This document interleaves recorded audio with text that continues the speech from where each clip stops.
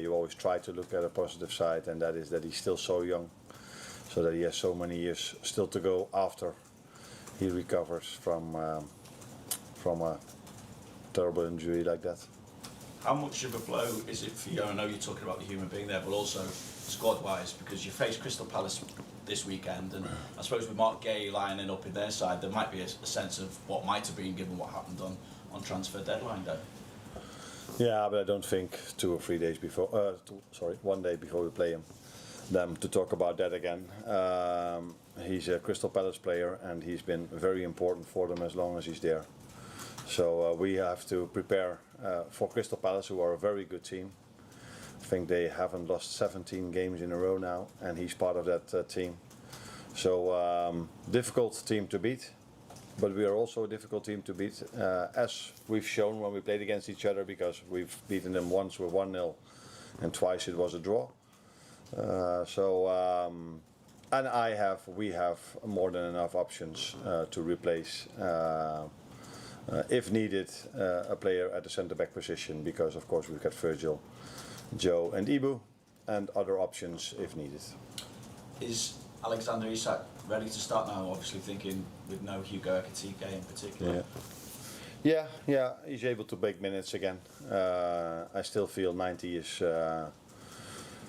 depends also on the pace and the intensity of the game, but that might be a bit too much. But not only that, also for the long term, so you can't give a player maybe one, I would call stupid hit, to bring him to 90 and then his body is completely, you brought him too far over the line. So I don't think it's smart to play him 90 yet. But yeah, he's further into his pre-season now, and normally after 2 or 3 weeks in pre-season, players go to 60, 70 minutes, and in some clubs they even bring them to 90, but if you look at our pre-season, we mainly bring them to 60 to 70 minutes then. Just check on Hugo as well, because there's been a report that he'd been disciplined over his sending off the other night. Has he been fine or anything like that? No, discipline means that I spoke to him, then it's discipline, but I don't think that is disciplined. So discipline means fine, and that he didn't get. So it wasn't very smart what he did. What he recognized himself immediately, straight away. So he said sorry straight away to his teammates, and he's young. Players of all ages do make mistakes, and that's what he did in this situation as well. But we all make mistakes, and you're allowed at this club to make a mistake without immediately getting fines or these kind of things. He's a fantastic human being. I think if you talk to all the staff members and you would ask them a top 3 of the warmest persons and the most polite persons, I think he's in every staff member's top 3. So even if he wasn't a person like this, he was able to make a mistake, but wasn't smart. It hurt. It didn't hurt us Tuesday evening. It might hurt us a bit more tomorrow. The positive thing is that Federico Chiesa showed that he is he's showing himself at the moment. So it's also a chance for him now to be on the bench, and maybe he kept playing minutes with Hugo not being there. Thank you. Hello again, Arne. Your next point that you pick up will be your 100th Premier League points for Liverpool. If you do it in the next 4 games, you'll be the fastest in club history to have done that in your first whatever matches. So what do you think that maybe you've learnt over the previous 99 points here at the club? What did I learn? I think a lot.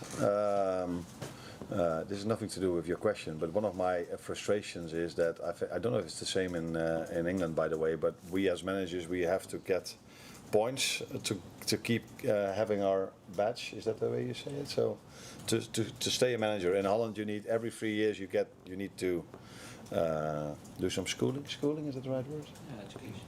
Education, yeah. To stay manager. I find this ridiculous because I learn every single day, I improve every single day. I don't need to go to a course to learn if you are working. So I don't know if it's the same in England, but every 3 years we need to do this.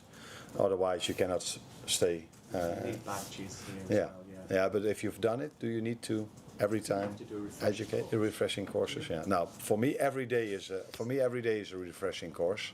So I'm a bit surprised that we need to do this. So yeah, I've learned a lot, but not only here at Feyenoord and at AZ Alkmaar as well. I cannot come up with one specific thing, maybe what I've learned, but if you have to make every single day 10, 15, 20 choices, not all of them are good. Definitely not. So you learn every single day, and I cannot come up with one specific thing. So Crystal Palace again, and you'll see them again in the Carabao Cup soon also. You're the only two teams that are unbeaten in the Premier League this season. What is the biggest threat that they have against stopping Liverpool continuing that run? Discipline. They have an enormous discipline defensively. 10 outfield players plus a goalkeeper that work so hard to prevent the other team from scoring. And we saw this also in the Charity Shield, even the moments when we were up, they could still be very disciplined and calm in their own half, in their mid to low block. And we saw this during the week when we played Southampton, who were disciplined against us, how hard it is to play through them. So and apart from that, but that's for every team in the Premier League, they have some individual quality, some individual players who are a big threat offensively. Mateta is one of them. Sar, who wasn't available last week but might be available this week again, was really good against us in the Charity Shield. 2 midfielders that know how to play. Yeah, and good centre back, so good wing backs. So a good team, but that is what I would say every Premier League team has. But what maybe stands out for me with them is their discipline and their defensive work. Great, thank you. Hi Arne, you're looking to keep your perfect start to the Premier League season intact. Has it taken even you by surprise, and what do you put it down to? Surprise is maybe a bit too strong to say, but if you would have asked me that after playing Newcastle away, Arsenal at home, and all these difficult games we had, that we would have the maximum result, I would have probably told you, that is, I would sign for that straight away, which is normal. But if you look at the games, they were all of them, not all of them, most of them were quite close. So we might have been a bit lucky as well to get the maximum points. Although I was just saying about the work rate of Palace, we work incredibly hard as well, and if you work as hard as we do, you give yourself the chance maybe to be a bit lucky, if you would call it luck then. And I don't think we stole a win. It wasn't as if we totally not deserved it, but there were games that a draw would have been maybe more fair. So yeah, looking at the schedule we had, I'm more than pleased that we have the maximum points. And Rio Ngabo will be his first contract as well. He's still so young at 17. Do you have to work about keeping expectations down, or are you just happy to let him go for it? Now the good thing is, if you are a youngster playing at Liverpool, there are players where you are playing with who are still better than you are. And that, I think, helps to stay grounded and to know there are still steps to make. If you are playing at maybe a club of a lower level and you are that good as Rio, you maybe belong straight away to the best players of the team, and that can lead to maybe a situation where he's not as grounded as he should be. But here that's not a problem at all. First of all, because who he is, he's a player that constantly wants to improve. But if you train and play with other wingers like Cody Gakpo and Mo Salah and Federico Chiesa and all the others, then I think he feels that there's still a step to make. First of all, to get to their level, and if he is at their level, then it's about being as consistent as these players are. And that is the most difficult thing. Become really good is something a lot of players maybe can do, but become consistently really good is what why the top players stand out.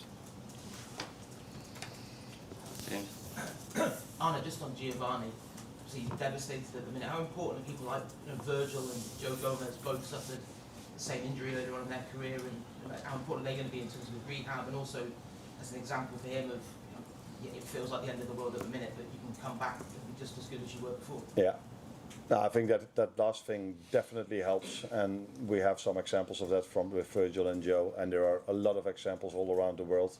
That's why I said the positive thing is that he's still 18, so he has still a lot of time to go. If you get an injury like that when you're close to your retirement, it makes it much more difficult maybe. But in both situations, it's far from ideal. I think the main and most important thing is the surgeons who's going to do the surgery. Then second of all, the ones that do the recovery, the rehab with him. But then it's always nice if you can do this in a surrounding with players that have lived through this as well. They can give you the right energy maybe in certain moments. And I think our players already showed in the last 2 days a lot of compassion, right, towards him. And they will not stop doing that in the upcoming year. You mentioned at the start about Federico Chiesa possibly coming into the Champions League squad. Is that something you have looked into and started that process perhaps? Yeah, we've looked into this. I don't know. I cannot tell you exactly where that process is at the moment. Do you know? Not sure. You're not sure as well. So that is not something I do myself. There are other people doing this. But if I'm informed correctly, if a player has a longer than 2-month injury, you are able to replace him. That's what they've told me, and now we have to see if it's true or not. But other people are looking into that. That's one on that. You've spoken before about Crystal Palace and how hard they work to stop other teams scoring goals. I think they've only conceded 3 in their 8 games in all competitions this season. How much confidence do you take from your scoring record in the Premier League? I think it's 39 consecutive games, and not only that, 11 different scorers already this season, so you've got attacking weapons all over the pitch. Yeah. Yeah, we do, but even we find it very hard to score goals against them. In the 3 games we've played them twice, we only scored 1 goal, and in one time that was enough for the win. And once we scored 2, but they scored 2 as well. So it's a difficult team to score goals against. The good thing for us is, if you tell me now that they've probably kept a few clean sheets then as well, if they only conceded 3, that we were till now able to score against them. But they've improved, especially compared to the first time we played them. That was the beginning of last season. Yeah, we have, that's true, players that can score goals. We have the quality as a team to create chances for our front 3 players or front 4 players. Yeah, it's because of the way they play, the way they line up with a 5-2-3 or whatever you want to call it, 5-4-1. It's not easy to create, and that's why when we create, it would be smart then to score as soon as we can. Could be another late goal then. You've got to have patience against a team who are working as hard as they are to stop the opponents from scoring goals. Yeah, but you can only score a winner in the end if you worked as hard as we always do to prevent the other team from scoring as well, because otherwise you're already 2-0 down. Because you do see teams that attack a lot that get frustrated a bit and then in transition don't sprint back as hard as we do, but we just keep working and keep understanding that we can still win the game in the end as long as it's then 0-0 or 1-1 or 2-2. And therefore we work really hard, and that is one of our strengths, and that's what we have to bring to every game, especially if we face Crystal Palace, who are a big threat on the counter-attack, because they are so disciplined in defense and then can come in transitions really fast, and they're a big threat in set pieces as well. So 2 things we have to be really ready for. Thank you, guys.